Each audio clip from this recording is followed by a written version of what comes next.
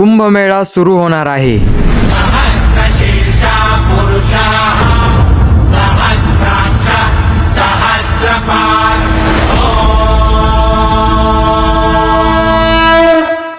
हजारो लोक या भव्य उत्सवाचा भाग होण्यासाठी उत्सुक आहे। यावर्षी कुंभमेळा 13 जानेवारी ते 25 फेब्रुवारी दरम्यान प्रयागराज येथे आयोजित होणार आहे। संपूर्ण शहर कुंभमेळ्याच्या पोस्टर आणि स्लोगनने सजलेले आहे। प्लेटफॉर्म के कोने कोने पर कुंभ के स्लोगन के साथ रंग बिरंगे पोस्टर भी लगाए गए हैं। या वर्षीचा कुंभमेळा खूप खास आहे, कारण हा महाकुंभ आहे जो 144 वर्षात एकदाच होतो। कुंभमेळा जगातील सर्वात मोठ्या धार्मिक सभांपैकी एक आहे। भारत आणि परदेशातून कोट्यवधी लोक या मेळ्यात सहभागी होतात। उदाहरणार्थ 2019 मध्ये प्रयागराज येथे आयोजित अर्धकुंभामध्ये सुमारे 20 कोटी लोक सहभागी झाले होते। ही संख्या उत्तर प्रदेश राज्याच्या लोकसंख्ये इतकी आहे। कुंभमेळा हिंदू धर्मात श्रद्धा आणि परंपरेचे प्रतीक मानला जातो। हा केवळ धार्मिक उत्सव नाही तर अध्यात्माकडे जाणारा मार्ग आहे। असे मानले जाते की गंगा, यमुना आणि सरस्वती या पवित्र नद्यांमध्ये स्नान केल्याने व्यक्तीचे सर्व पाप नष्ट होतात, मन शांती मिळते आणि मोक्ष प्राप्त होतो।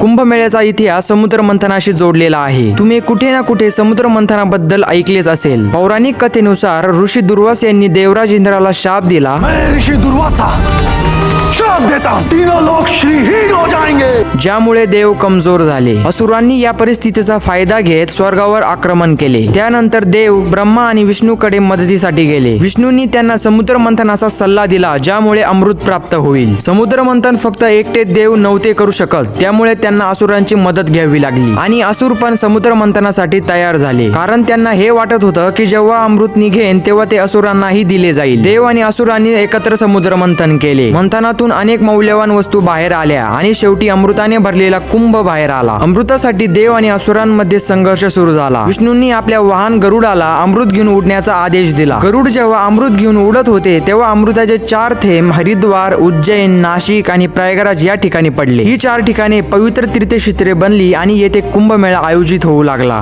कुंभमेळ्याचा उल्लेख प्राचीन ग्रंथांमध्ये आणि इतिहासात आढळतो। ऋग्वेद आणि इतर पौराणिक ग्रंथांमध्ये समुद्र मंथन आणि अमृत कथांचा विस्ताराने उल्लेख आहे। काळानुसार कुंभमेळा केवळ धार्मिक कार्यक्रम न राहता एकता, आध्यात्मिक ज्ञान आणि सांस्कृतिक संगमाचे प्रतीक बनला आहे। कुंभमेळ्याचे आयोजन दर 12 वर्षांनी या 4 ठिकाणी होते। नंबर 1 प्रयागराज। प्रयागराज त्रिवेणी संगममुळे प्रसिद्ध आहे। येथे 3 पवित्र नद्या एकत्र येतात, गंगा, यमुना आणि सरस्वती। नंबर 2 हरिद्वार। हरिद्वार जिथे गंगा नदी डोंगरातून मैदानात उतरते, जिथे लोक गंगा स्नान करतात। नंबर 3 नाशिक। नाशिक गोदावरी नदीच्या किनारी वसलेले एक धार्मिक ठिकाण आहे। नंबर 4 उज्जैन। उज्जैन शिप्रा नदीच्या किनारी वसलेले एक पवित्र शहर आहे। कुंभमेळा या 4 स्थानांपैकी कुठे लागणार हे ग्रहांच्या स्थितीनुसार निश्चित केला जातो। गुरु आणि सूर्यचंद्र यांच्या विशिष्ट स्थितीनुसार याचे आयोजन होते। दर 12 वर्षांनी गुरु एका राशीतून दुसऱ्या राशीत जातो तेव्हा या मेळ्याचे आयोजन होते। उदाहरणार्थ हरिद्वार मध्ये कुंभमेळा होतो जेव्हा गुरु कुंभ राशीत आणि सूर्य मेष राशीत असतो। प्रयागराज मध्ये कुंभमेळा होतो जेव्हा गुरु वृषभ राशीत आणि सूर्यचंद्र मकर राशीत असतात। नाशिक आणि उज्जैन मध्ये कुंभमेळा होतो जेव्हा गुरु सिंह राशीत असतो। असे मानले जाते की या ग्रहस्थितीत नद्यांच्या पाण्याला अमृताचा दर्जा मिळतो आणि त्या पाण्यात स्नान केल्याने पाप नष्ट होतात आणि मोक्ष प्राप्त होतो।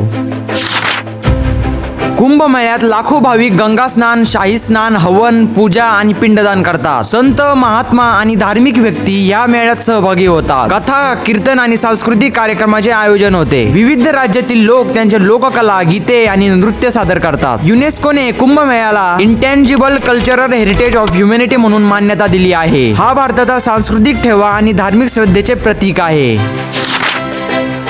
कुंभमेळ्याचे महत्त्व फक्त धार्मिकच नाही तर आर्थिक दृष्टिकोनातूनही मोठे आहे। लाखो लोक या मेळ्यात सहभागी होतात, ज्यामुळे प्रवास, आतिथ्य आणि स्थानिक व्यवसायांना चालना मिळते। 2019च्या कुंभमेळ्यात सरकारने 44,200 कोटी रुपये खर्च केले, पण त्यातून 4 पट अधिक आर्थिक मूल्य निर्माण झाले। या मेळ्यामुळे 6 लाखांहून अधिक रोजगार निर्माण झाले, ज्यामुळे सुमारे 2.5 लाख नोकऱ्या केवळ आतिथ्य क्षेत्रात होत्या।